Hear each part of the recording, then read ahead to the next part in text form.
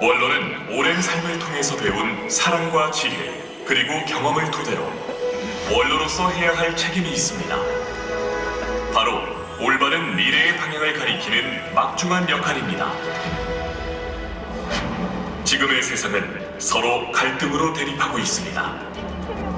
갈수록 세대 간에, 계층과 지역, 진영 간에 경계와 벽이 너무도 높아져 반목하며 개별화되고 있습니다.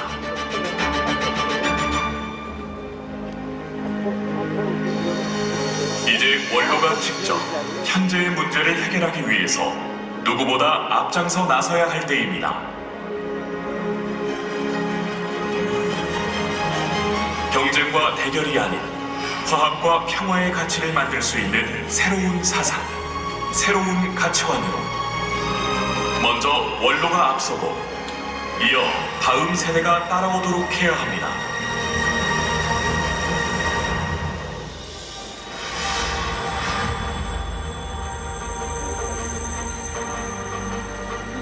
하늘의 축복을 받는 우리 민족이 세계 앞에 나서기 위해서는 전쟁을 겪고 아픔을 나는 원로들이 앞장서서 나서줘야 합니다.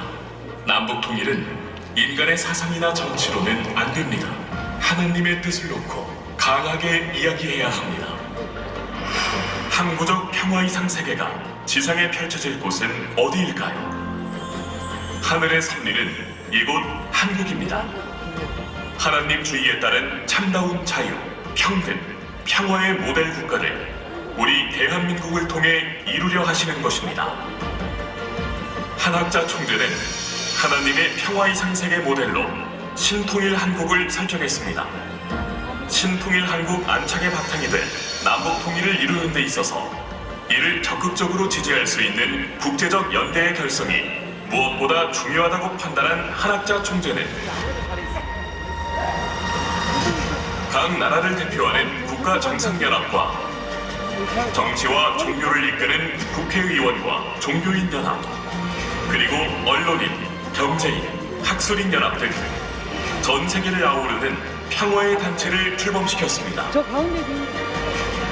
그리고 오늘 6개 기둥의 원로들을 잇는 새로운 도전, 디 엘더스 라운드 테이블을 발족하기까지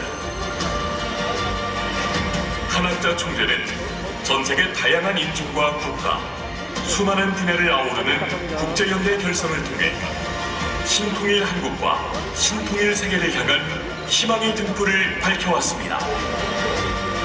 한학자 총재가 결성한 이 다양한 세계적 연합은 한반도를 중심으로 분열됐던 4대 강국이 새롭게 하나 될 수 있는 아시아 태평양 시대를 열어 인종과 국가를 초월한 공감을 토대로 하는 공생, 공영, 공의의 평화 세계를 실현할 것입니다.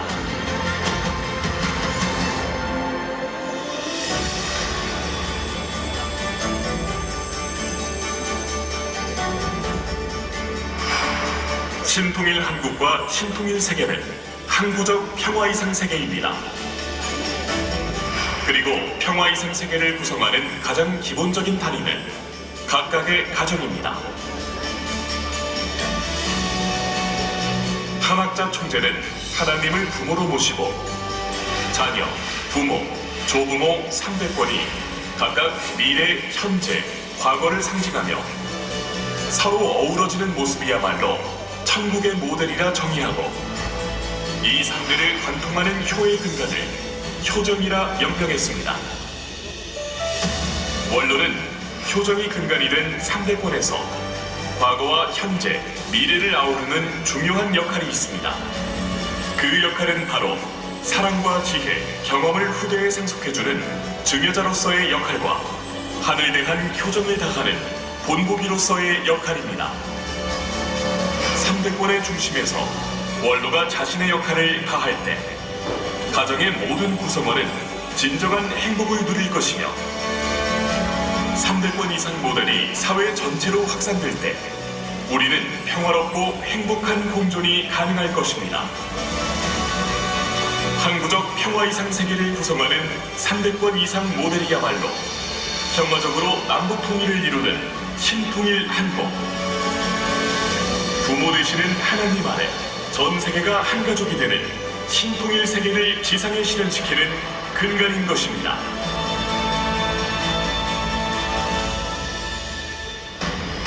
세상이 혼란할 때 길잡이는 언제나 그 시대의 원로였습니다. 새로운 희망이 필요할 때 우리는 원로에게 지혜를 구했습니다. 격동의 세기를 살아오며 불가능을 기적으로 만들어낸 주역.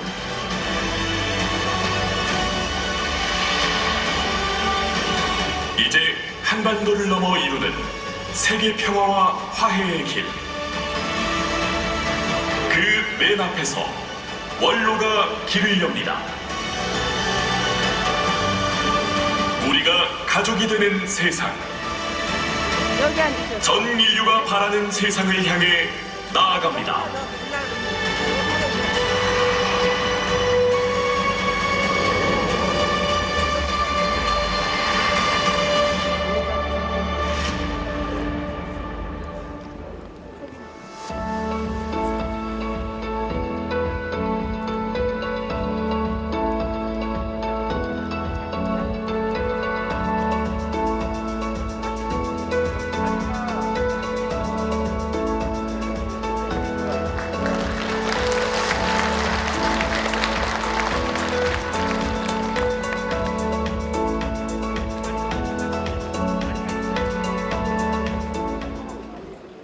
평화를 사랑하는 내외 귀빈 여러분, 정치, 경제, 언론, 학술, 종교, 문화, 예술 각 분야 최고 원로, 그리고 온라인 생중계를 통해 참여하고 있는 전 세계 원로 지도자 여러분, 안녕하십니까?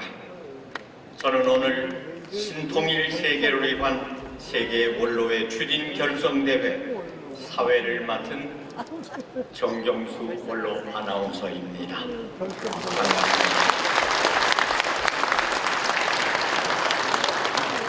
항구적 세계 평화 세계 실현을 위한 원로회의 비전과 역할이라는 주제로 세계 원로들의 연대를 촉구하는 The Elders Round Table 운동을 올해 5월 출범하기 위한 추진 결성 대회를 진행하는 뜻깊은 자리입니다.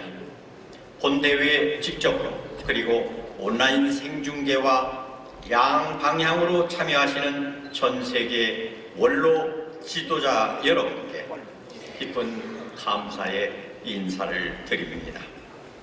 이 귀한 시간을 통해 종교와 국가, 세대 간의 장벽을 넘어 전 인류가 함께 더불어 사는 공생, 공영, 공의의 세계를 이룩하는 데 있어 원로들의 역할과 활동이 그 어느 때보다 중요한 발판이 될 것입니다. 자, 그럼 지금부터 신통일 세계를 위한 세계 원로회 추진 결성 대회를 여러분의 힘찬 박수로 시작하겠습니다.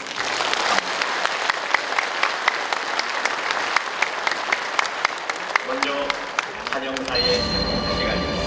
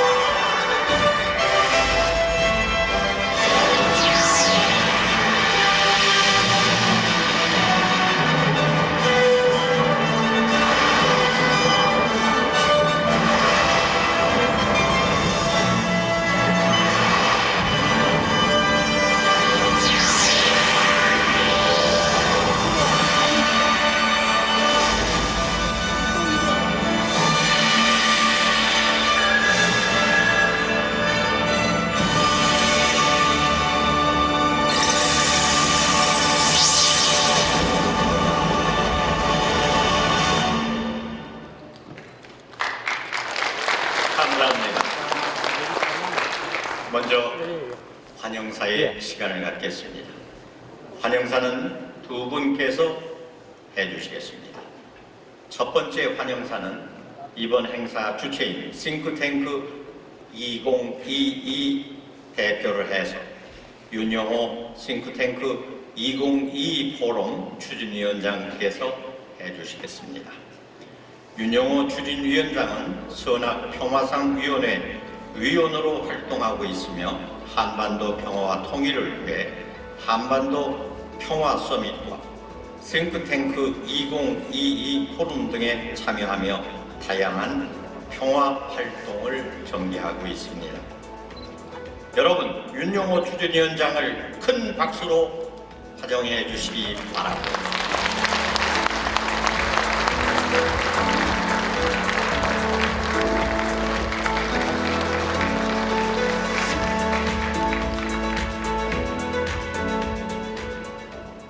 평화를 사랑하는 우리 평화 지도자 그리고 평화 회원 여러분, 그리고 양방향뿐만 아니라 이곳에 만장을 이루신 우리 원로 지도자님들, 이른 아침부터 원과 함께해서 이 자리에 참석해 주셔서 너무너무 먼저 감사를 드립니다. 우리 두 분의 우리 조만우, 또 윤정로 공동회장님, 또 우리 이상훈 전 장관님, 또 우리 김호일 중앙회장님, 또 우리 김을동원님 오랜만에 뵙습니다. 와주셔서 감사하고요. 또 우리 해외에서는 영상으로도 많은 분들이 또 중계로 함께하고 계신데, 특별히 이 자리에 정말 그 아시아에서 존경받는 분 중에 한 분이신 우리 시리세나 스리랑카 대통령님, 그리고 유수프 길라니 우리 파키스탄 전 총리님, 또 우리 네팔의 초대 부통령이신 우리 자 부통령까지 이렇게 오늘 대회에 함께 해주셨습니다. 오신 여러분들을 진심으로 환영합니다. 박수 해주셔서 감사합니다. 오늘 대회는 우리 한학자 총재님께서 창설하신 그 싱크탱크 2022와 그리고 세계평화 정상연합, 그리고 우리 신통일한 국민연합 원로회가 공동으로 개최되며, 오늘 추진 결성대회를 기점으로 한국, 일본, 미국, 아프리카, 유럽, 중남미, 아시아 태평양의 저명한 정상급 원로 지도자들을 추진위원으로 선정해 향후 5월 세계 원로회 곧 The Elders Round Table이 정식 출범될 예정입니다.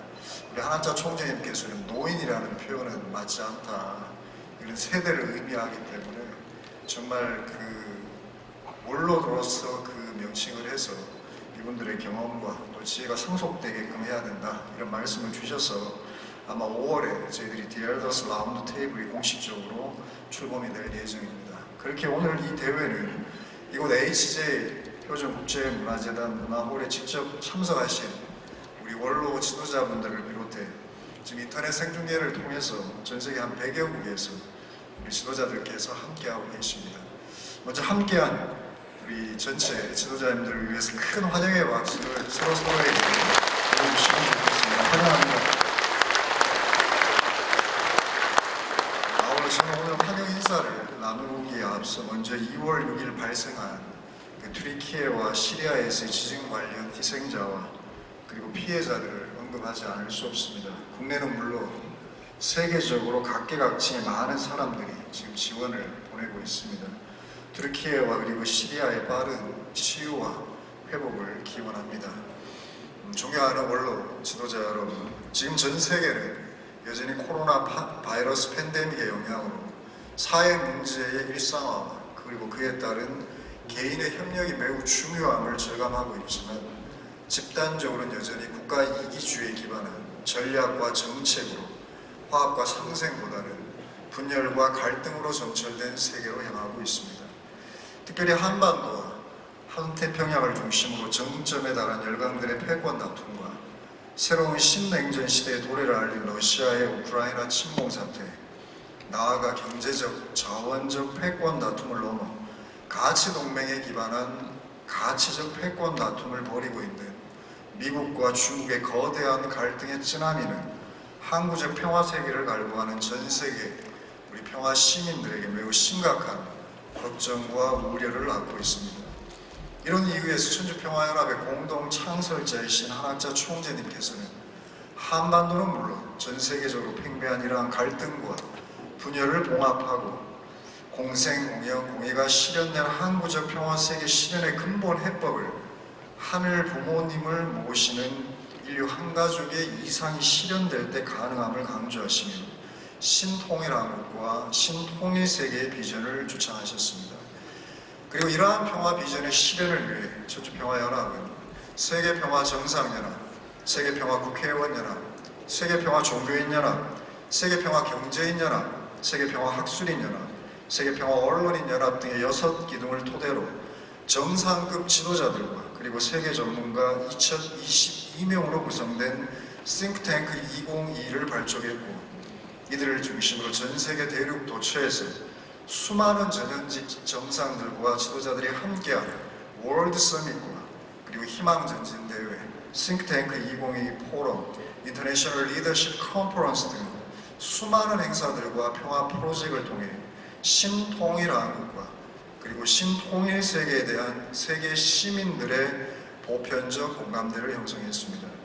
특히 작년 2월 남북 공동 수교국가 157개국 가운데 85명의 전현직 정상들이 참석한 한반도 평화 서밋에서 신통일 한국 실현을 위한 하나의 영토, 하나의 민족, 하나의 문화를 모티브로 하는 서울 선언을 하나의 지구, 하나의 인류, 하나의 문화라는 확장된 지구촌 비전으로 연결해 신통일 세계 창건을 위한 보편적 평화 헌장, 유니버설 피스 차터라는 이름으로 각 국가별 그리고 대륙별 입법화하기 위한 새로운 차원의 퀀텀 점프에 도전하고 있습니다.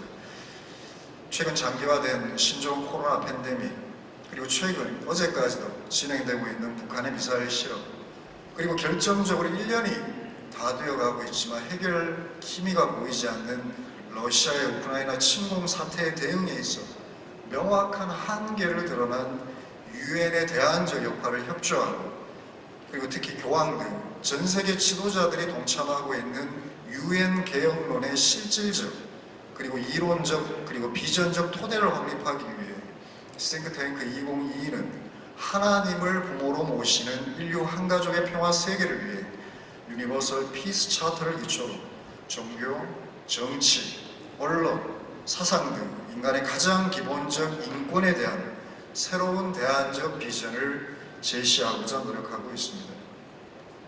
특별히 오늘은 이러한 인권 문제 가운데 저출산, 고령화 문제로 대한민국뿐만 아니라 전 세계의 글로벌 이슈로 부상하고 있는 노인 문제와 노인 인권에 대한 지속적 해결을 위한 토대 확립과 한 걸음 더 나아가 인류 한 가족의 평화 세계에 있어 세대를 의미하는 노인이 아닌 원로로서의 역할에 대한 새로운 제안과 그리고 그러한 역할의 제도적 기반이 될 세계 원로의 출범을 위한 추진 동력을 확보하기 위해 오늘 이 대회를 개최하게 되었습니다. 존경하는 우리 원로 지도자 여러분, 모두가 알고 계시듯 노인 문제의 부상과 그에 따른 제도적 차원에서의 정책적 요청은 의학기술의 급속한 발달로 인간의 평균 수명 증가로 인해 고령화 문제가 본격적으로 대두된 1990년대 들어서입니다. 이런 이유에서 1990년 12월 오스트리아 비엔나에서 열린 제45차 유엔 총회에서 노인들의 참여 기회를 확대하고 노인들의 복지를 향상시키기 위해 10월 1일을 세계 노인의 날로 제정했고 그 이듬해인 1991년부터 기념하기 시작했습니다. 그리고 이러한 흐름에 발맞추어 대한민국에서도 1997년 노인복지법 및 각종 기념일에 대한 규정 개정과 함께 노인들에 대한 사회적 관심과 공격의식을 높이기 위해 10월 1일 국군의 날을 피해 10월 2일을 노인의 날로 그리고 10월을 경로의 날로 지정했으며 같은 해 첫 번째 노인의 날 기념식을 가지기도 했습니다. 그러나 30년이 지난 노인 문제가 글로벌 이슈로 떠오르고 그 문제가 노인이라는 세대 문제만이 아닌 우리 모두의 문제가 될 것이라 얘기를 했지만 30년이 지난 오늘날에도 이 문제에 대한 근본적 대안은 여전히 마련되지 못하고 있습니다. 그러기에 오늘 정부와 각 지자체는 고령화 시대를 넘어 초고령화 시대를 맞아 모두 앞다투와 다양한 노인 문제들을 해결하기 위해 노력하고 있고, 특별히 국가적 차원에서 노인 복지, 노인 인권, 노인 의료 서비스 등 전방위적 측면에서 대응하고 있습니다. 그런데 저는 오늘 이 자리를 통해 노인의 문제를 노인이라는 세대의 문제, 다시 말해 모심의 대상, 복지의 대상으로 보는 기존의 시각과 정책들을 넘어 인류 한 가족의 이상을 항구적 평화 세계의 모델로 규정할 때 가정에 있어 가장 어른이자 연장자인 일대권인 조부모의 역할을 사회, 국가, 세계에 적용할 때 원로로서의 역할과 그 인권에 대한 새로운 해석의 담론을 감히 제시해보고자 합니다. 존경하는 원로 지도자 여러분, 노인 현상을 나이듦이라는 측면으로 바라보면 육체가 쇠약해지고 그에 따른 보호를 받아야 하는 입장이 부각되겠지만, 이거가 혹은 성숙해짐이라는 측면에서 바라본다면 소속되어 있는 공동체에서 어른으로서의 경험과 지혜를 이미 구유하고 있기 때문에 원로로서 그 경험과 지혜를 다음 세대들에게 나눔으로써 그 공동체를 올바른 길로 인도하는 역할이 당연히 강조가 됩니다.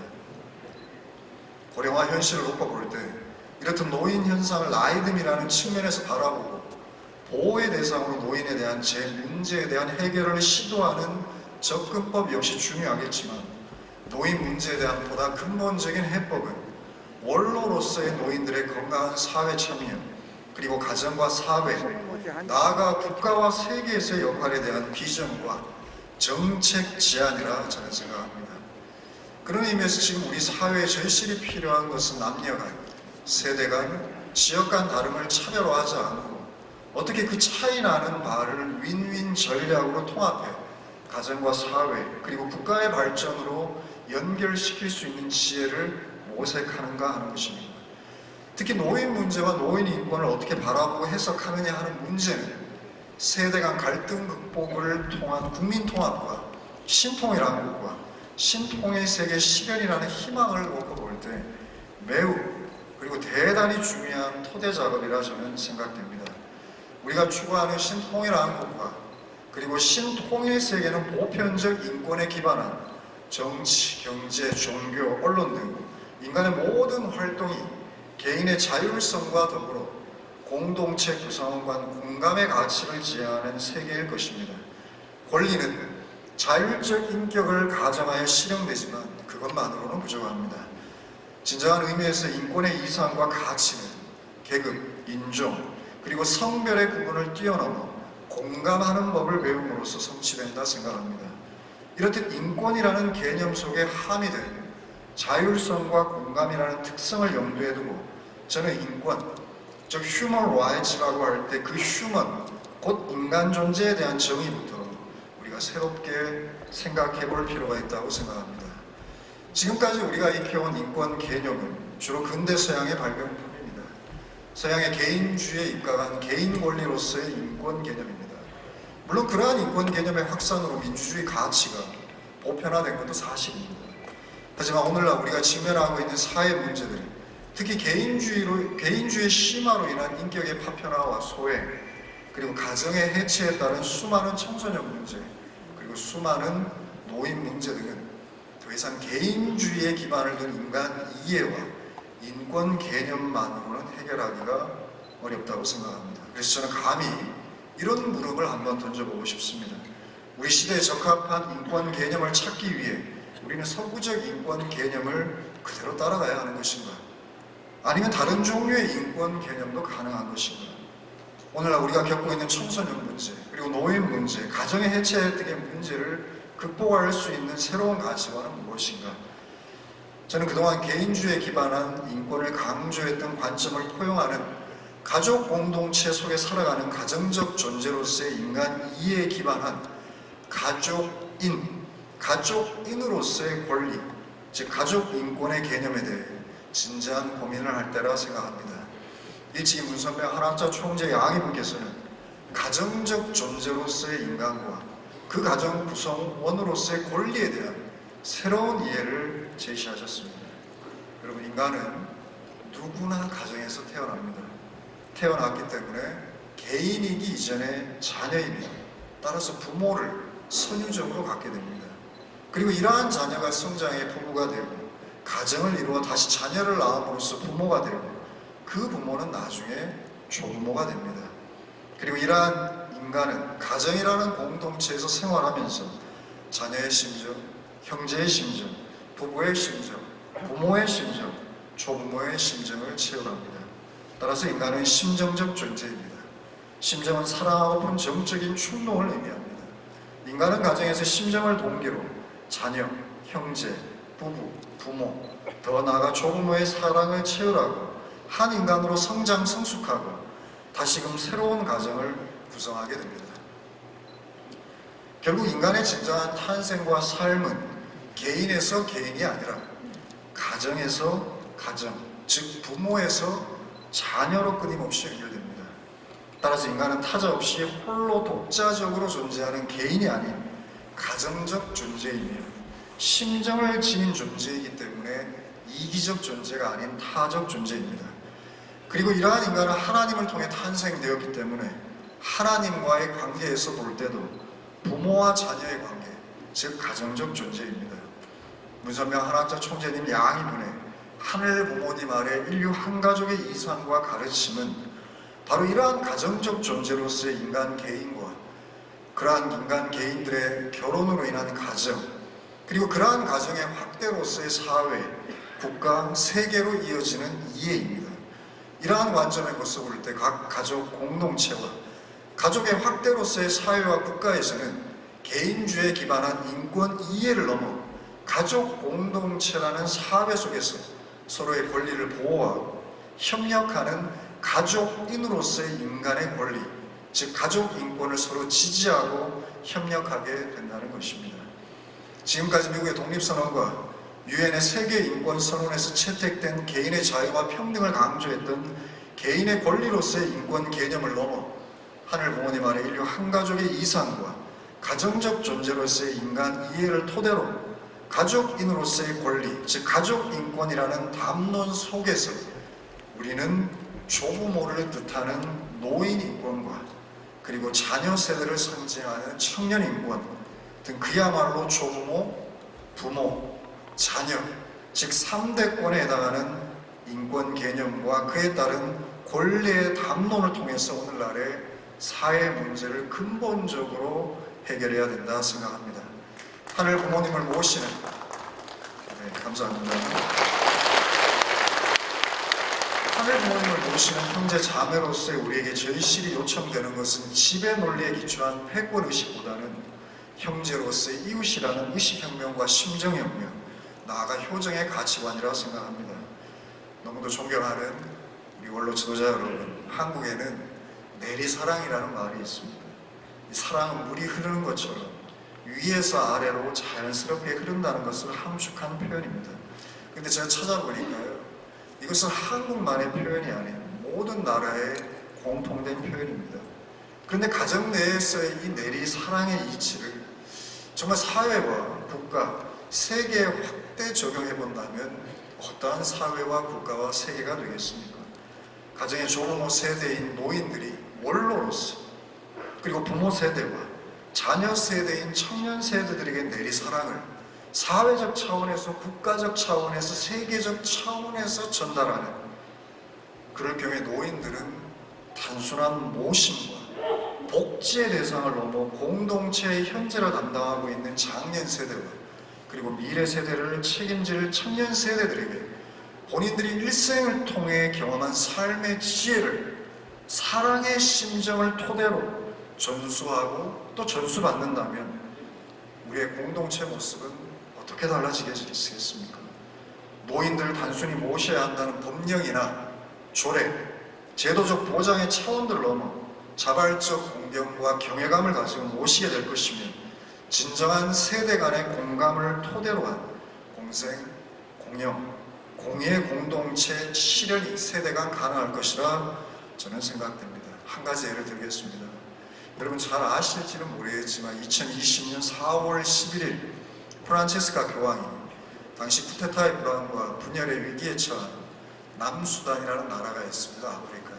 우리 한학자 총재님을 존경하는 대통령이 지금 그 나라를 통합과 화합으로 이끌고 있습니다. 근데 당시에는 이 남수단의 양 지도자가 아주 극심한 분열과 갈등을 일으키고 내전이 일어날 정도로 사륙전쟁이 일어나고 있습니다. 근데 교황은 이들을 바티칸으로 여와 야의 대립되는 지도자들을 이렇게 초청을 했습니다. 그리고 초청한 지도자들이 오자마자 교황이 한 액션은 기도를 하는 것도 그들에게 스피치를 하는 것도 아니었습니다. 바로 경배를 하고 큰 절을 하고 그들의 발에 입을 맞추었습니다. 파격적이죠. 그 입을 맞추면서 했던 마디는 딱 한마디였습니다. 부디 수단의 모든 평화 시민들을 위해서 내전을 멈추고 평화롭게 지내기를 기도합니다. 단 그 말 한마디였습니다. 온 마음에서 일어난 이 프란체스카 교황의 기도는 예기치 못한 행동으로 그동안의 의전을 깨뜨리는 정말 파격적 행보였고 전 세계적으로 아주 이슈가 되었습니다. 교황의 평화를 위한 간절한 당부는 양 지도자들을 설득했고 결국 평화협정의 서명을 이끌어냈습니다. 당시 83세였던 프란체스카 교황은 종교인으로서 저는 특별히 이 시대를 함께 살아가고 있는 원로로서 사랑의 기반의 그 역할을 다하셨다 봅니다. 지금 이 땅의 현실은 노인 세대들에게 그러한 원로로서의 역할을 절실히 요청하고 있다 생각합니다. 그리고 비하인드 스토리인데요. 이 남수단의 통합을 놓고 사실 한학자 총재님께서 엄청난 기여를 하셨습니다.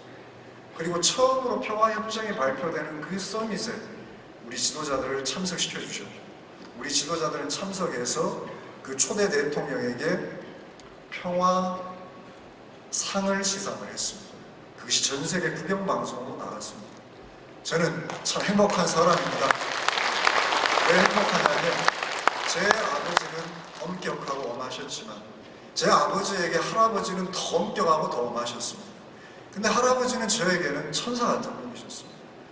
그런 조부모를 모시고 자라고 또 지금 이 자리에 계시는 선배님들을 모시고 있고 정말 세계를 한 몸에 껴안고 계신 정말 평화의 리더이신 우리 한학자 총재님을 모시고 있기 때문에 저는 참으로 행복한 사람입니다. 이처럼 사랑에 기반한 가족 공동체를 모델로 항구적 평화 세계를 실현하기 위해서 가정에서 조부모의 입장에 있는 노인들이 사회와 국가, 나아가 세계에서 원로로서의 역할을 할 수 있는 제도적 기반이 저는 반드시 필요하다고 생각합니다.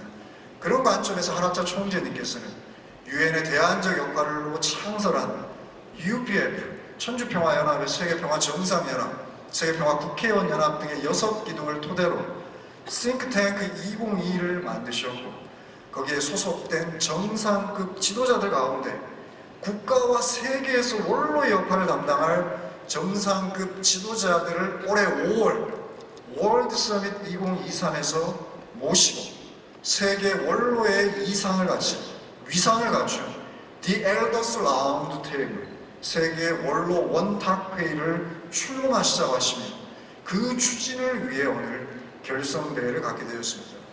특별히 전 세계 정상급 지도자들 가운데 28분이 이러한 총재님의 비전에 동참하기 위해 함께하기로 뜻을 모았습니다. 여러분 이분들을 위해서 큰 박수를 한번 주시면 되겠습니다.